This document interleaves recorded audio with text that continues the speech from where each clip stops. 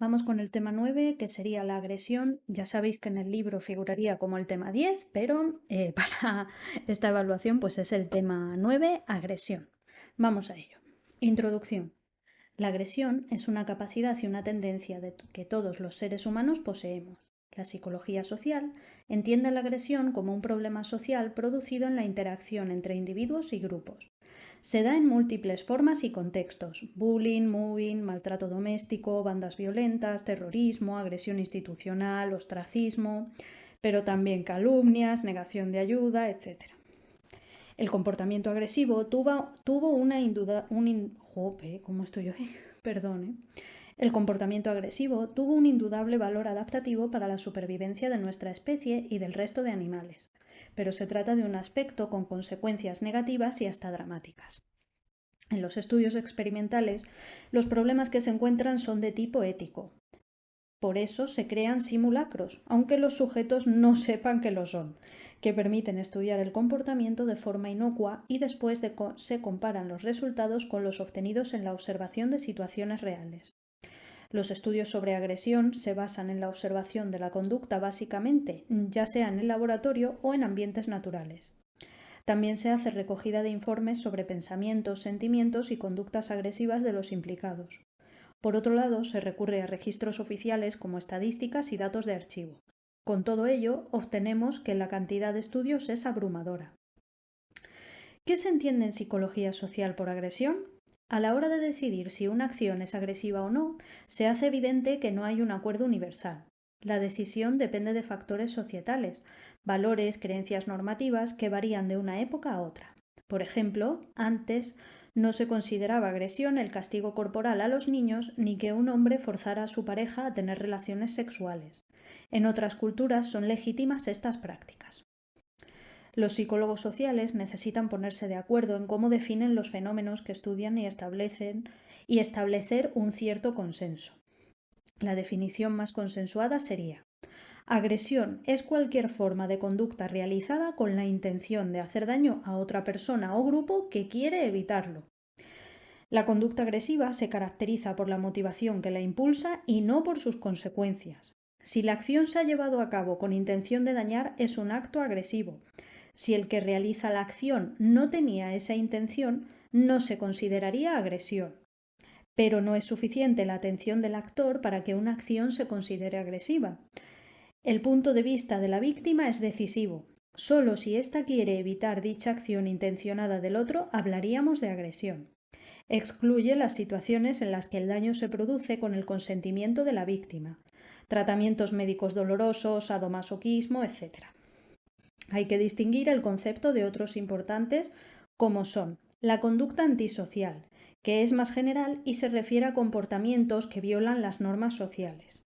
Violencia, que es más concreta y se refiere a la forma más grave de agresión física o no física, psicológica o emocional, que busca controlar, castigar o destruir a otras personas.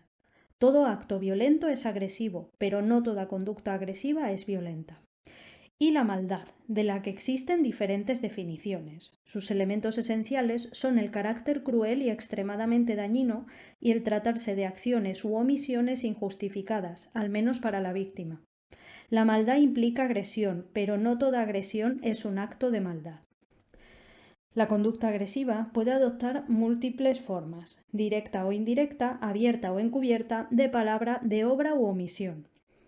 La agresión relacional se define como el daño intencionado en las relaciones sociales. Produce en la víctima lo que se ha denominado dolor social, cuyos efectos han demostrado ser más duraderos y nocivos que los del dolor físico.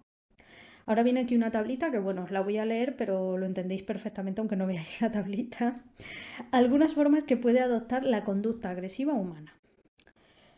Física, con el cuerpo, que sería golpear o disparar a alguien. La verbal, que es con palabras, gritar o insultar a alguien. Psicológica, daña la autoestima, como por ejemplo humillar a una persona. Relacional, daño en las relaciones sociales, como extender rumores negativos sobre alguien a sus espaldas. Directa, en contacto directo con la víctima, como darle un puñetazo. Indirecta, sin contacto directo con la víctima. Encargar a alguien que agreda a otro por nosotros. Manifiesta, es abierta, deja en ridículo a alguien delante de otros. Encubierta, el agresor oculta su identidad, por ejemplo, enviar anónimos amenazantes a alguien. Acción, el agresor actúa infligiendo daño, como por ejemplo obligando a alguien a hacer algo por la fuerza. Omisión, el agresor se niega a ayudar, por ejemplo, negándose a defender a alguien injustamente criticado. En el cuadro solo se recogen los tipos más representativos de conducta agresiva. Estos tipos no son excluyentes entre sí. Por ejemplo, extender rumores negativos sobre alguien a sus espaldas es un ejemplo de agresión relacional, pero también verbal, indirecta y muchas veces encubierta. Una distinción clásica en el estudio de la conducta agresiva es la que hace referencia en su función y a los motivos que la impulsan, como la agresión hostil, que va acompañada de carga emocional, es impulsiva y motivada por el objetivo de hacer daño. Se ha denominado agresión reactiva. Agresión hostil, agresión reactiva. Y luego tenemos también la agresión instrumental o proactiva. Es fría, premeditada y no está motivada solo por el deseo de hacer daño, sino por otras metas como el dinero o el poder. La conducta agresiva es un medio para conseguir un fin y no un fin en sí mismo.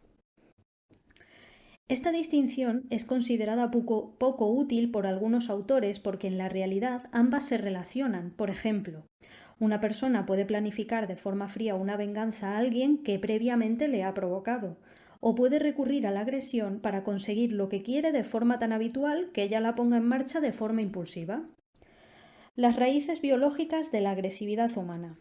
Gracias a la conducta agresiva, nuestros antecesores podían defenderse de otros animales agresores, se aseguraban una pareja para procrear, protegían a los hijos y luchaban ante la escasez de recursos.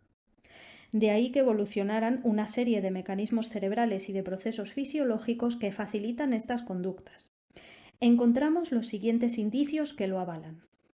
Aparece muy temprano en el desarrollo del niño, no es producto del aprendizaje. Se encuentra en todas las sociedades. Diversos factores genéticos predisponen a algunas personas a ser más o menos agresivas. Se ha encontrado una relación entre los niveles de testosterona y cortisol y la conducta agresiva. La testosterona afecta al desarrollo de estructuras corporales que influyen en la probabilidad de realizar conductas agresivas con éxito y también en la tendencia a la dominancia. La relación entre niveles de testosterona y agresión es más débil en humanos que en otros animales, pero recientemente se ha visto que niveles altos de testosterona, que estimula la conducta agresiva, y bajos de cortisol, que inhibe la conducta agresiva, predicen los niveles de agresión. Y también tenemos un neurotransmisor, que es la serotonina, y regiones del sistema límbico y del córtex prefrontal que desempeñan un papel importante en el comportamiento agresivo. No existe una correlación perfecta entre genética y hormonas, sino más bien se da una influencia conjunta de factores biológicos y ambientales, que confirma la tesis evolucionista, puesto que la agresividad ha evolucionado en interacción con las demandas del medio. La agresión está regulada socialmente. Según el ambiente, la conducta se manifiesta o no. Existe relación entre testosterona y agresión en hombres y mujeres. La influencia ambivalente de la cultura. Gracias a la cultura, los seres humanos no necesitamos recurrir a la agresión para conseguir nuestros objetivos. Podemos obtener recursos y estatus y proteger a nuestros hijos por otros medios, como la educación y el trabajo. Pero la evolución no ha tenido tiempo para erradicar la agresión de nuestro repertorio. También, gracias a la cultura, las personas aprenden a controlar su ira e impulsos agresivos y a emplear métodos menos antisociales. Las normas culturales se interiorizan e influyen en el comportamiento, pero la misma cultura a veces contribuye a la presencia de la agresión. Baumeister, en 2000, menciona las matanzas idealistas de Stalin, Hitler, Mao y los Jemeres Rojos, que creían que la violencia era necesaria para crear una sociedad mejor. Esto no se puede achacar a la biología, sino a la cultura. Lo mismo ocurre con la identidad y la dignidad personal. Un producto cultural cuya amenaza, insultos, injurias, promueve respuestas agresivas. Otros procesos como el nacionalismo extremo o los conflictos religiosos no existirían sin la cultura. Hay diferencias culturales en el grado de aceptación de la conducta agresiva, tanto en las formas como en los motivos. Vamos a ver ahora un experimento, ¿vale? Es el de las armas, la testosterona y la agresión. Lo realizaron Kline-Smith, Kasser y McAndrew en 2006. Pidieron a algunos participantes, hombres, que sostuvieran una pistola durante 15 minutos y a otros un juguete. Al medir la testosterona antes y después, se comprobó que los participantes que sostenían la pistola mostraron un aumento significativo de esta hormona. Los que sostenían el juguete no. Luego se les midió la conducta agresiva con el paradigma de la salsa picante, que consiste en decidir qué dosis de salsa se ha de administrar a una persona a la que le disgusta el sabor. Los autores encontraron que los participantes de la pistola se mostraban más agresivos. La presencia de armas parece estar mediando el efecto de los factores biológicos. Desarrollo de las tendencias agresivas y de su control. Los niños muestran comportamiento agresivo poco después de nacer, entre 1 y 3 años, pero va disminuyendo aunque se incrementa la agresión verbal, sobre todo en niñas. Esto se explica por factores culturales, madurativos y de aprendizaje social. Los niños muy pequeños son incapaces de diferenciar los ataques de otros según las intenciones del autor y se vengan indiscriminadamente. Pero van madurando y adquieren capacidad de ajustar su venganza a atribuciones cognitivas respecto a la naturaleza de la intención de ataque. ¿Cómo se explica la conducta agresiva en psicología social? Los psicólogos sociales han elaborado teorías sobre la agresión bajo la lógica de que entender es el primer paso para prevenir. Las primeras teorías eran bastante simplistas, ya que pretendían explicar el comportamiento agresivo desde un único factor, ya innato, ya aprendido, como por ejemplo la teoría de la frustración-agresión o las teorías del aprendizaje. La agresión como impulso innato.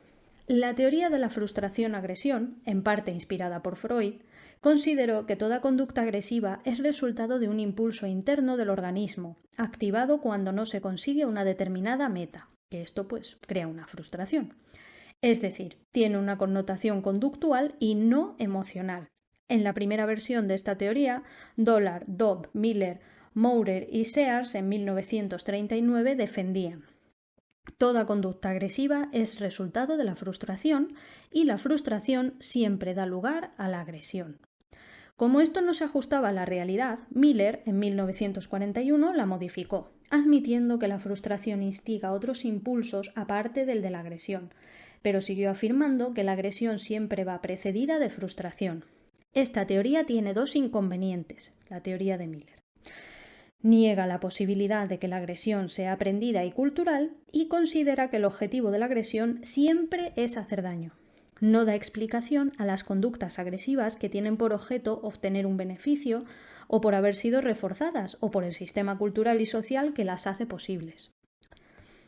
Berkowitz, en 1989, trató de ampliar la hipótesis con matizaciones, proponiendo un proceso más complejo en el que intervienen factores cognitivos y emocionales. No es la frustración la que provoca la agresión, sino el estado afectivo negativo. Cualquier estímulo aversivo, estado de ánimo negativo, puede llevar a la agresión o a la huida. Que la agresión se produzca depende de la interpretación cognitiva y de las claves externas. Esto era lo que decía Berkowitz. La agresión como comportamiento aprendido.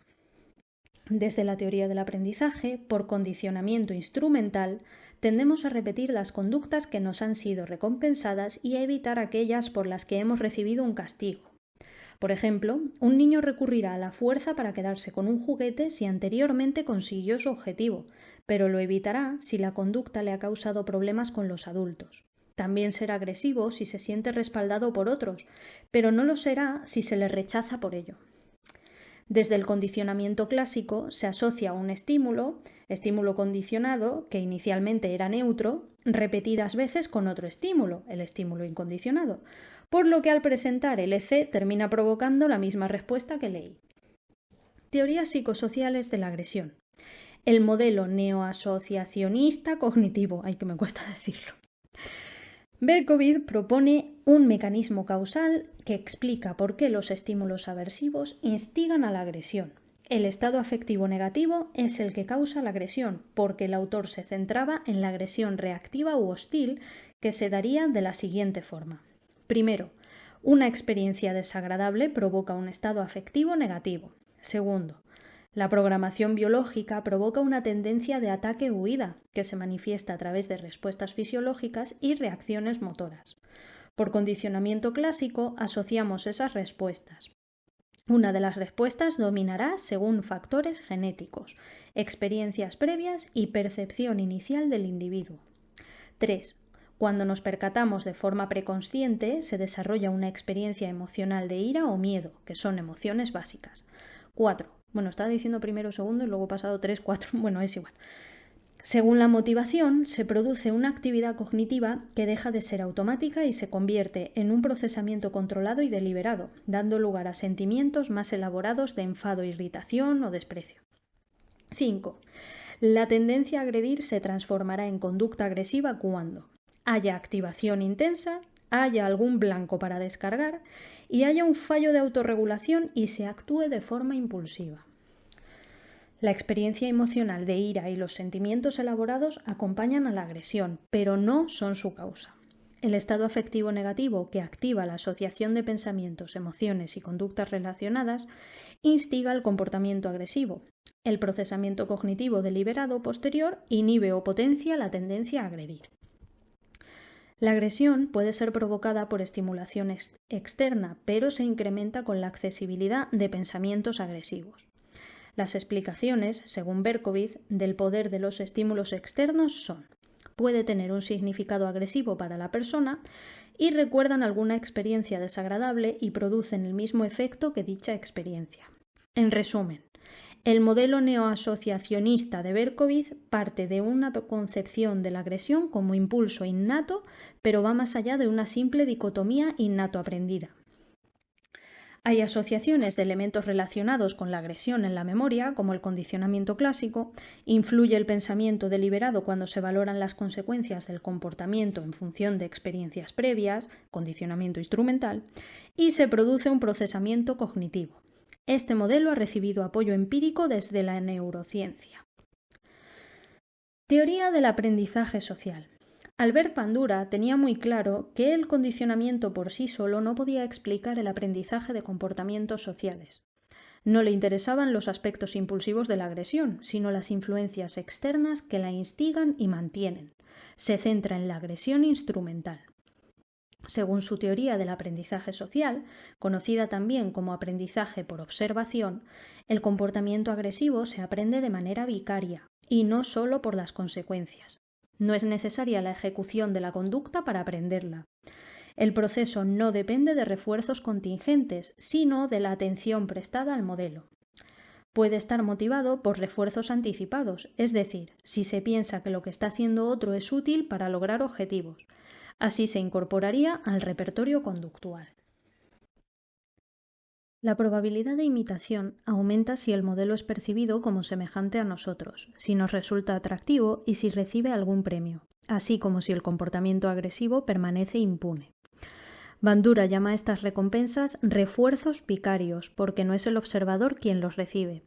Se ha comprobado, sin embargo, que estos refuerzos no son imprescindibles para adquirir una conducta por la simple observación. Existen mecanismos internos que regulan la ejecución de la conducta, como las normas morales o las creencias en la propia capacidad. Si una vez adquirida e imitada la conducta se recibe una recompensa, la adquisición se verá reforzada y se consolidará el comportamiento. La observación de modelos también da lugar a inferencias cognitivas basadas en la observación que llevan a generalizar la conducta a otras situaciones, es decir, se aprende a agredir y a cuándo hacerlo. El enfoque de Bandura considera que la agresión es una forma de comportamiento instrumental.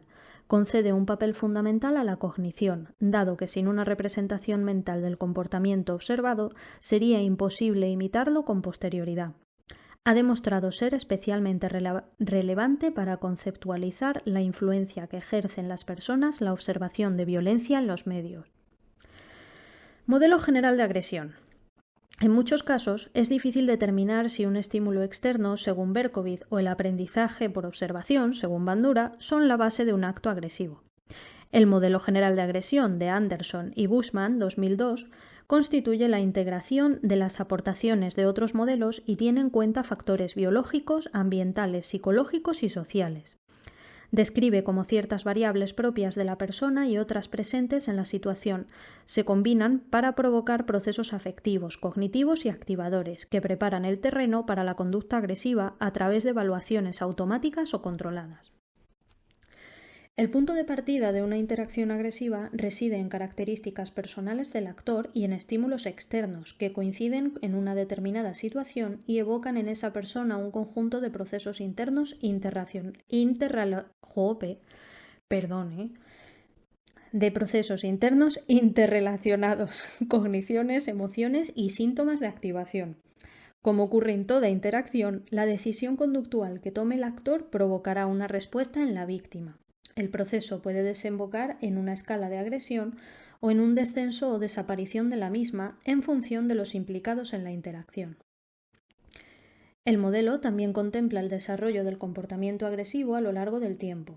Cada episodio agresivo es considerado como un ensayo de aprendizaje social en el que los esquemas adquiridos se repiten y refuerzan, con lo que se acaba automatizando.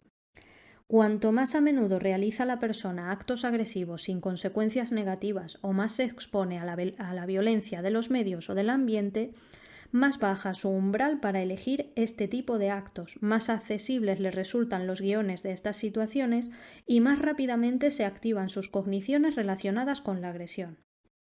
Todos estos procesos combinados acaban afianzando la agresión en el repertorio conductual de la persona y haciendo que forme parte de su personalidad. Este modelo, además de su carácter integrador, tiene una importante proyección aplicada para el diseño de programas de intervención destinados a prevenir la violencia. ¿Por qué agredimos a otros? Los factores detonantes de la agresión interactúan con otros que predisponen a las personas, y esa predisposición también necesita un detonante. Factores de la situación. Factores que precipitan la agresión. La mayoría de factores que instigan el comportamiento agresivo tiene una naturaleza social, pero también existen los estresores ambientales. Instigadores sociales. La provocación es probablemente el principal detonante de la agresión, al menos en la hostil o reactiva. Está presente en la mayoría de los delitos de sangre y tiene la peculiaridad de anular las diferencias de género, ya que tanto hombres como mujeres reaccionan igual. Puede adoptar diversas formas, como insultos, burlas u otras agresiones verbales que atentan contra la propia imagen personal o social, ataques físicos o interferencias en intentos de una persona de acceder a una meta. Todas inducen un estado emocional negativo en el que las sufre. Ha recibido especial atención por parte de los investigadores el caso del rechazo y la exclusión social. En muchas ocasiones, las personas reaccionan agresivamente por ello. Se ha comprobado en situaciones naturales y en experimentos de laboratorio. La relación entre rechazo y agresión no se limita a experiencias recientes, sino que el recuerdo de episodios de rechazo instiga la tendencia a agredir.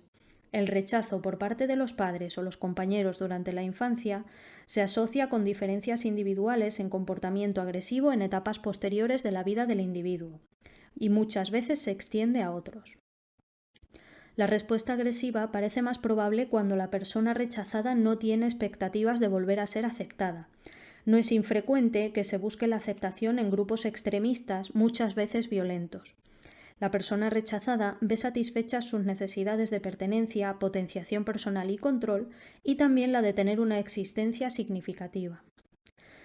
Otro factor social instigador de agresión es la percepción de ser injustamente tratado. Cuando una persona considera que se ha violado su derecho a un trato justo y respetuoso, tiende a sentirse menospreciada y a experimentar ira y a reaccionar agresivamente para recuperar la imagen positiva de sí misma y ante los demás.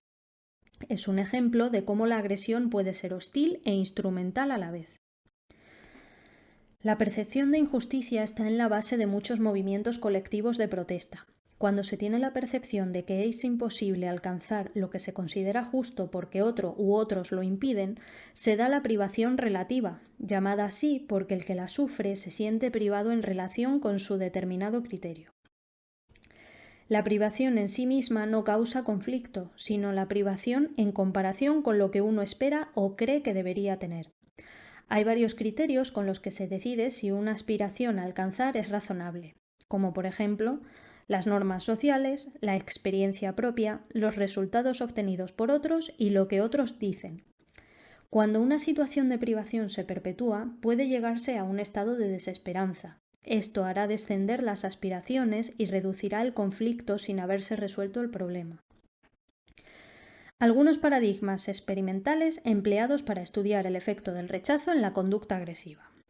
William Cheung y Choi 2000 diseñaron el juego de la ciberbola, consistente en que los participantes se lanzan una pelota, excepto a un sujeto que dejan en exclusión. Los participantes excluidos del juego experimentan una fuerte emoción de ira, aunque hayan pasado solo unos minutos. Twenge, Baumeister, Tice y Stuck, en 2001, idearon el paradigma de la vida solitaria. A los participantes se les dice cómo va a ser su vida social futura, basándose en puntuaciones de un test de personalidad ficticio. Los participantes a los que se les dice que acabarán solos, en exclusión social, mostraron un comportamiento mucho más agresivo hacia alguien que les insultaba. Instigadores no sociales. Se han estudiado las claves agresivas y los estresores ambientales. Las claves agresivas son objetos o imágenes que activan en la memoria pensamientos y emociones relativos a la agresión. Interviene el priming. Se ha estudiado en presencia de armas. Los participantes provocados actuaban de forma más agresiva si había armas que ante estímulos neutros. Otros resultados con claves agresivas son: cualquier estímulo que la persona relacione con la agresión aumenta la saliencia de pensamientos agresivos. Para que el priming se produzca, la persona no tiene por qué ser consciente, es un proceso automático. El significado agresivo no es una propiedad inherente del estímulo, sino que se lo asigna la persona según su experiencia previa y sus conocimientos. La exposición repetida a claves relacionadas con la agresión termina por hacer crónicamente accesibles los pensamientos, emociones y opciones de respuesta agresiva, por lo que probablemente aumenta la tendencia al comportamiento agresivo. La investigación sobre estresores ambientales se ha centrado sobre todo en el efecto del calor, pero también en el hacinamiento o el ruido. Se relacionan con la agresión a través del aumento de la activación fisiológica, arousal, y el estado afectivo negativo. Parecen afectar más a la conducta agresiva hostil que a la instrumental. La relación entre calor y agresión es una de las más confirmadas de la literatura. Las altas temperaturas se asocian a mayores niveles de violencia. Esta hipótesis del calor se confirma con archivos de regiones geográficas y periodos temporales. Pero existe controversia sobre si la relación entre calor y agresión deja de ser positiva a partir de cierta temperatura. Se podría explicar por el modelo de escape del afecto negativo, que os dice que cuando el estado afectivo alcanza un determinado nivel de agresividad provoca huida. Este efecto del calor parece producirse por una vía directa, incrementando la irritabilidad y hostilidad, y otra indirecta, activando los pensamientos agresivos. Con este panorama, el calentamiento global plantea una amenaza para el funcionamiento de la sociedad. Por otro lado, el hacinamiento es una experiencia psicológica desagradable, donde la persona percibe que hay demasiada gente en el espacio en que se encuentra. El mismo grado de densidad espacial puede dar lugar a sensación de hacinamiento en unas personas y no en otras, según el contexto. No es lo mismo un concierto multitudinario que el metro en hora punta. Otro elemento ambiental desagradable es el ruido fuerte, que potencia la conducta agresiva especialmente cuando acompaña a otros factores instigadores. Es un fenómeno aversivo incontrolable. Green y McCown en 1984 comprobaron en un estudio que los participantes se comportaban mucho menos agresivamente cuando percibían que podían controlar el ruido. Factores que intervienen en la inhibición de la agresión. En varias revisiones metaanalíticas se ha encontrado relación entre el consumo excesivo de alcohol y el incremento de agresión. La investigación psicosocial ha demostrado que esta relación no es directa, es decir, no se trata de un factor instigador, sino que su influencia se produce en combinación de otros factores que sí son instigadores. Si no se da instigación, el efecto del alcohol en la agresión es prácticamente nulo. Otro factor que interfiere en la inhibición de la conducta agresiva es el anonimato. El agresor, en este caso, piensa que es poco probable que se le identifique. Zimbardo, 1969, hizo un experimento en el que a la mitad de las participantes se les vistió con batas grandes con capucha, no se les podía identificar. Y a la otra mitad se les daba un rótulo grande con su nombre y se dirigía a ellas por el nombre, no así con las encapuchadas. Después escuchaban una entrevista donde una chica se comportaba de manera desagradable y otra agradable. Posteriormente se les decía a las participantes que respondieran, como parte de un estudio, cuánto debía durar la descarga eléctrica que se las administraría a las chicas de la entrevista. El grupo anónimo decidió dar descargas durante más tiempo, sobre todo cuando la de la entrevista había sido desagradable. El anonimato se asocia con impunidad y por eso la utilizan los terroristas, ladrones, etc. Y la gente en Twitter también. Eso lo he añadido yo. Ay, perdón. Factores internos del individuo. Factores emocionales. Habíamos visto que el estado emocional negativo no es condición necesaria ni suficiente para la agresión. La que más se ha asociado es la ira, pero su papel en el comportamiento agresivo no es simple. Anderson y Bushman, 2002, distinguen varias formas en que esta emoción puede causar agresión. La ira preactiva... es que lo he leído mal porque justo he tocado la pantalla. La ira preactiva pensamientos, esquemas de situaciones y reacciones motoras asociadas con la agresión mediante el priming. La ira aumenta el nivel de activación del organismo y esa energía es empleada para la conducta que sea dominante en ese momento. La ira sirve como clave informativa que puede ayudar a interpretar situaciones ambiguas hostiles. Es en la propia experiencia emocional en la que se basa la interpretación.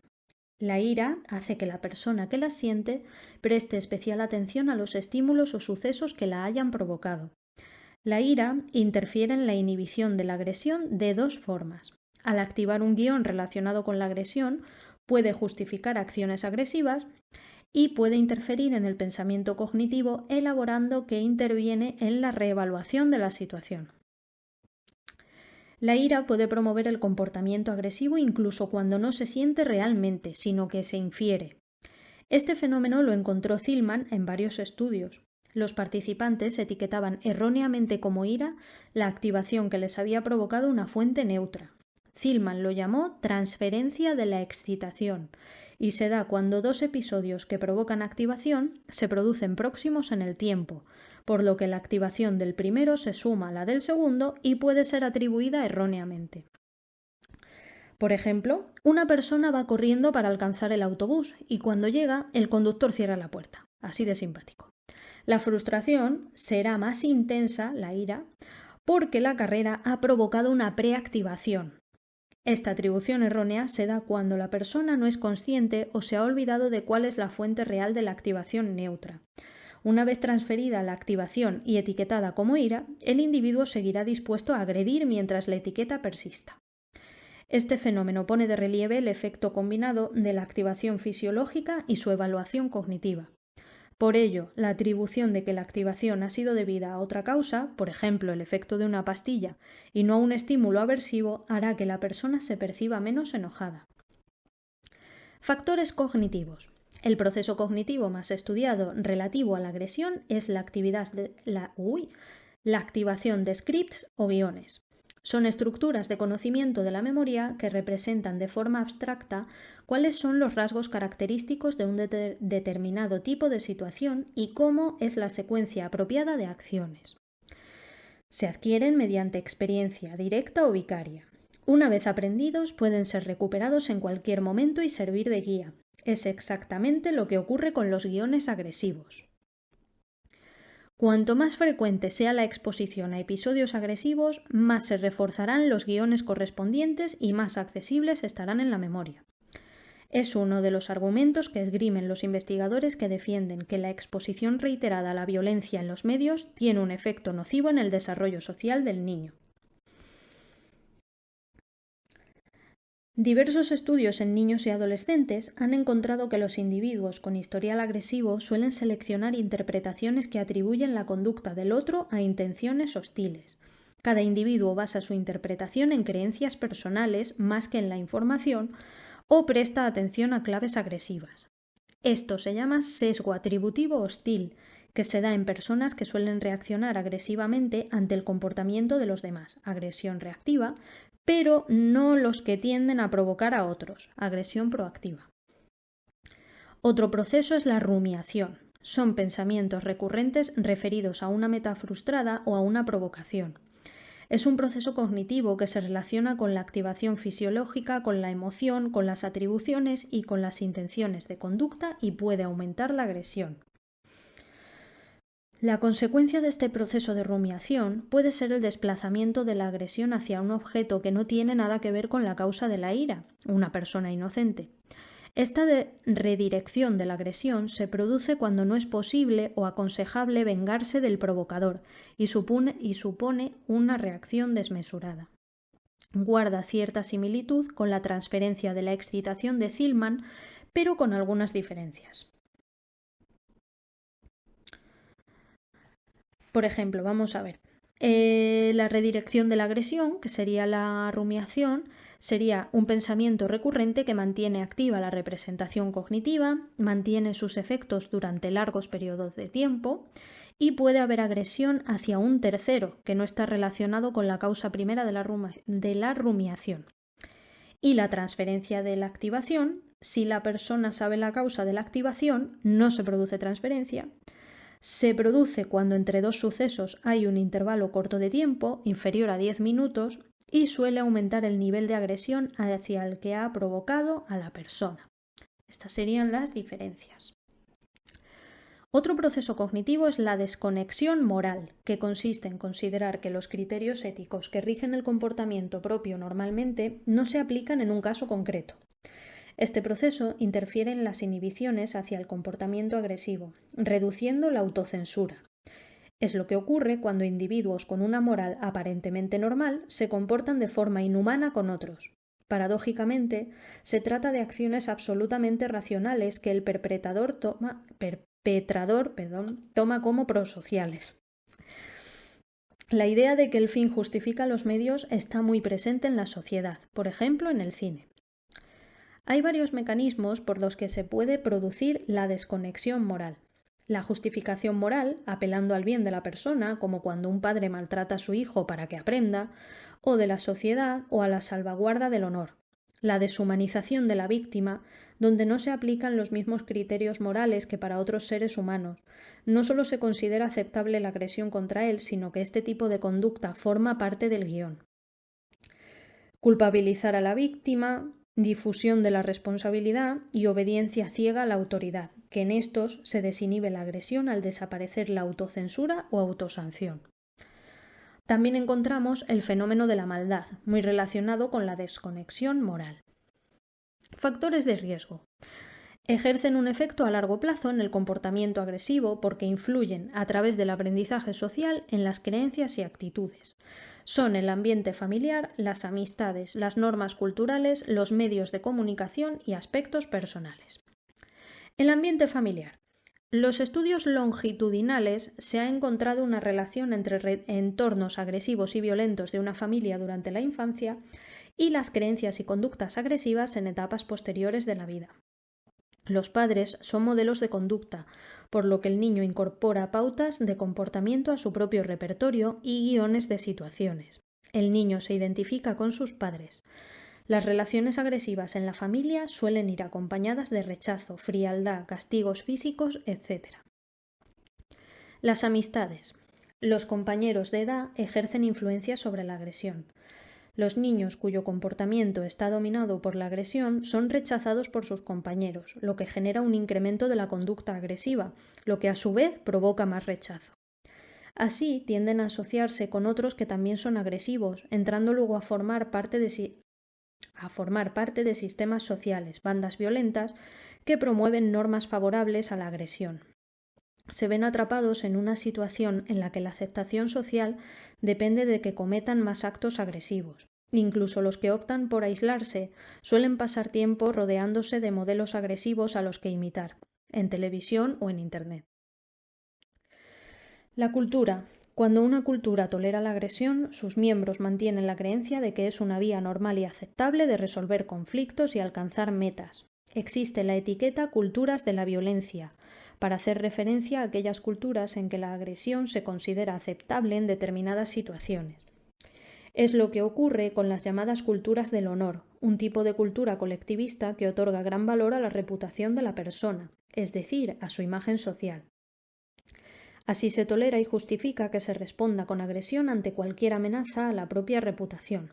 Ocurre en el sur y este de Estados Unidos, en torno al Mediterráneo y en países latinoamericanos. La susceptibilidad a los ataques al honor se extiende a la familia, lo que provoca respuesta agresiva si se ataca al honor de un familiar, por ejemplo, una mujer que ha cometido adulterio. Este tipo de valores están detrás de muchos casos de violencia de género. Los medios de comunicación. Existe debate entre los que sostienen que la exposición a contenido violento afecta al nivel de agresión y los que lo niegan. Pero diversos estudios metaanalíticos confirman que sí existe una relación entre contenidos violentos y agresión, sobre todo cuando la violencia se vincula al éxito, se justifica y no se castiga. No es un factor instigador, sino un factor de riesgo. La violencia de los medios puede reforzar el efecto de otros factores. Los estímulos violentos pueden afectar al comportamiento agresivo a través de mecanismos a corto plazo, activación fisiológica y emociones que hacen accesibles los pensamientos agresivos y promueven la imitación. Al presentar la violencia como normal y apropiada, se produce una paulatina desensibilización y un descenso de la preocupación empática ante el sufrimiento de otros. Se da con el uso de Internet en el ciberbullying. A la hora de diseñar intervenciones orientadas a evitar o mitigar los efectos de la violencia de los medios, se han adoptado dos enfoques: recomendar que se reduzca el consumo y fomentar que el consumidor sea crítico. Factores personales. Factores biológicos. Existe relación entre agresión y bajos niveles de serotonina y cortisol combinados con altos niveles de testosterona. También existe la predisposición genética. Rasgos de personalidad. Hay personas con estilo atributivo hostil, es decir, propensas a percibir en los demás una actitud hostil. Se va moldeando a través de la socialización. Las personas narcisistas, con una autoestima exagerada e inestable, son más propensas a la ira y a reaccionar de forma agresiva cuando sienten amenazada la elevada imagen que tienen de sí mismos. Búsqueda de autoestima positiva. A veces conduce a comportamiento agresivo aunque no haya rasgos narcisistas, ya que una persona desea demostrarse y demostrar que es digna de respeto, lo que le puede llevar a pasar por alto las consecuencias de sus actos violentos. Si la persona busca aumentar esa autoestima con valores externos, como el éxito profesional o el dinero, recurren con más facilidad a conductas agresivas que si su autoestima se basa en valores internos. Autocontrol o autorregulación es la capacidad de ajustar la propia conducta a las normas que rige la sociedad. Sirve como inhibidor interno de la tendencia a reaccionar agresivamente. La conducta criminal conlleva falta de autocontrol. Creencias personales. Destacan las relativas a la autoeficacia. Las personas que creen que pueden llevar a cabo acciones agresivas con éxito las elegirán con mayor probabilidad. También influye la creencia en la catarsis. La agresión desahoga y uno se siente mejor. También la creencia en un mundo justo, donde cada uno tiene lo que se merece y así se justifica la violencia, culpabilizando a la víctima. Diferencias de género. Los hombres agreden más que las mujeres en cuanto a agresión física. Las mujeres eligen formas indirectas y relacionales. Se ha explicado apelando a presiones evolutivas de nuestros ancestros y también a las normas que rigen el comportamiento en el proceso de socialización. El origen de las diferencias de género en la agresión. Desde la perspectiva evolucionista, el comportamiento agresivo fue útil para afrontar las demandas del ambiente y garantizar el éxito reproductivo. Los hombres necesitaban asegurarse de la transmisión de sus genes encontrando una pareja fiel y luchando contra otros rivales. Las mujeres buscaban parejas comprometidas con la protección de la prole y la colaboración en la crianza. Las diferencias físicas orientaron al hombre hacia la agresividad física y a la mujer hacia estrategias indirectas y relacionales. Desde el enfoque sociocultural, la conducta agresiva está regulada por roles de género.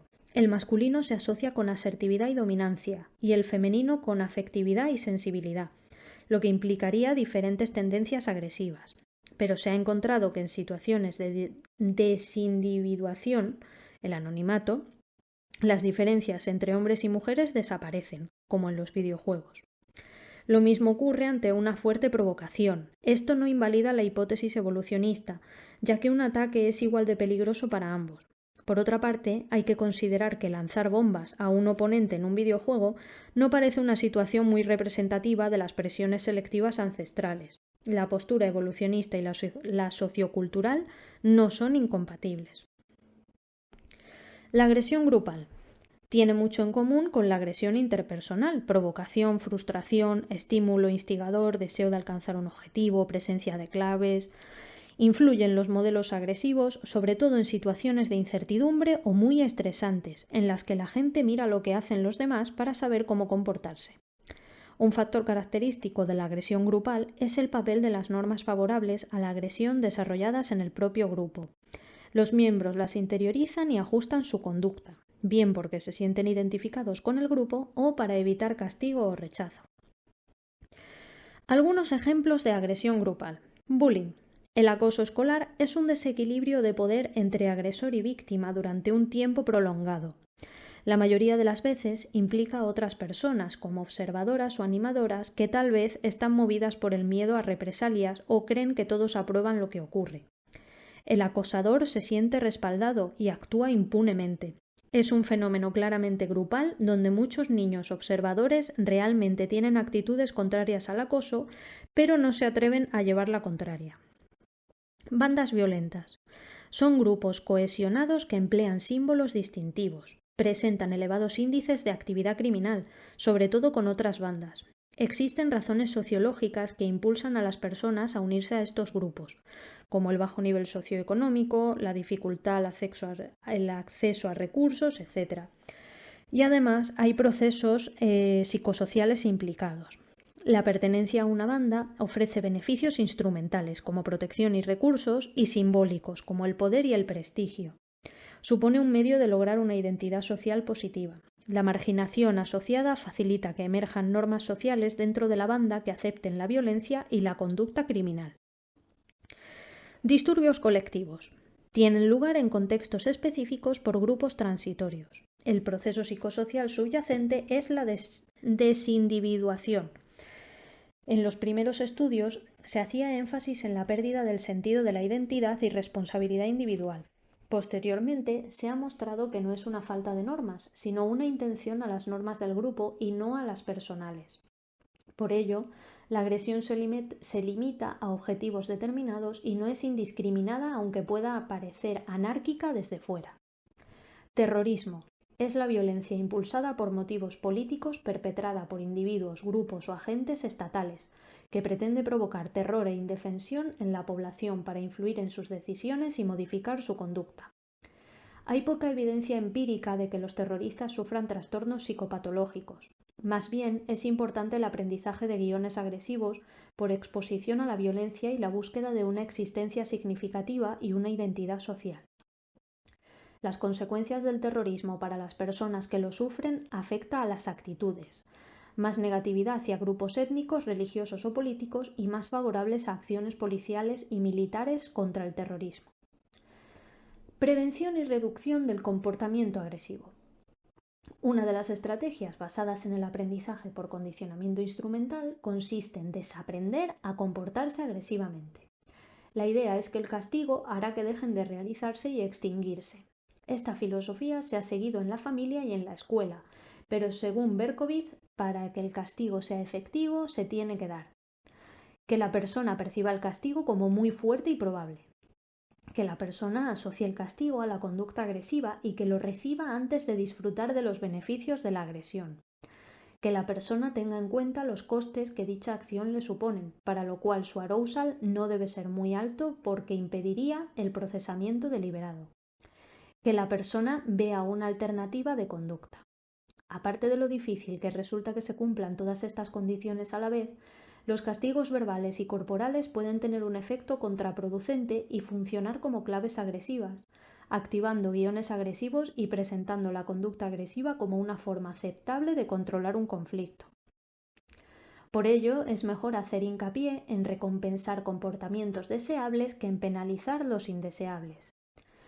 Desde la teoría del aprendizaje social se propone contrarrestar el efecto de los modelos agresivos con la observación de modelos no agresivos, lo que contribuye a la adquisición de pautas de conducta alternativa, sobre todo si existe un feedback positivo tras la imitación. Lo más efectivo es emplear estrategias reforzantes de conducta prosocial. Otras estrategias son a través del entrenamiento en el manejo de la ira. Puede ser útil en personas conscientes de su comportamiento y consecuencias que están motivadas para mejorar. El entrenamiento en autocontrol y el entrenamiento en empatía también son útiles, así como la incitación de respuestas afectivas y cognitivas incompatibles con la agresión.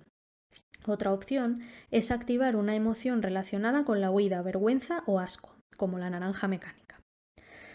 Lo más eficaz a largo plazo es trabajar con niños desde la escuela, educándolos para la paz y enseñándoles estrategias no agresivas para alcanzar sus metas, educándoles en valores contrarios a la violencia, etc. Hay una estrategia tan popular como ineficaz, la catarsis. Consiste en la creencia de que desahogarse mediante formas simbólicas de agresión reduce la probabilidad de la misma. Se ha demostrado que es ineficaz y contraproducente. La agresión concede un carácter reforzante y la simulación mental de conductas agresivas afianza sus guiones, así como activa pensamientos y sentimientos agresivos. Vale, pues ya estaría todo el tema, pero justo fíjate, lo último que viene, que es la catarsis, no viene una definición. La catarsis es cuando le pegamos un puñetazo a una pared para desahogarnos o algo así, que no, pues es lo que dice que esto no tiene ningún efecto y que es contraproducente, de hecho. O sea que no se te pasa el estrés por pegarle a cosas inanimadas ni cosas así. Bueno, pues ya estaría todo. Ya sé que los audios están siendo muy largos. No quiero tampoco extenderme dando explicaciones más allá de lo que es el resumen, porque al final es lo que va a entrar en el examen. Ya lo sabéis que lo que entra es el contenido del libro y estos son resúmenes un poquito largos para que pues, es que al final puede entrar cualquier cosa, entonces no sabes muy bien qué es lo que puedes resumir, así que yo prefiero hacerlo así. Tampoco quiero ensuciar mucho lo que son los temas con mi opinión personal o dando explicaciones aparte para que simplemente pues, nos podamos quedar con lo que viene en el libro tal cual. Pero no sé, o sea, si tenéis algún comentario de tipo, pues a lo mejor sí me gustaría que dieras más ejemplos desde tu perspectiva o yo qué sé. Pues lo podemos hacer también así. Podemos ir parando, pero claro, serían vídeos todavía más largos. Bueno, y ya está, ya no me entretengo más, ahora lo subo y nada, que gracias por estar ahí. Adiós.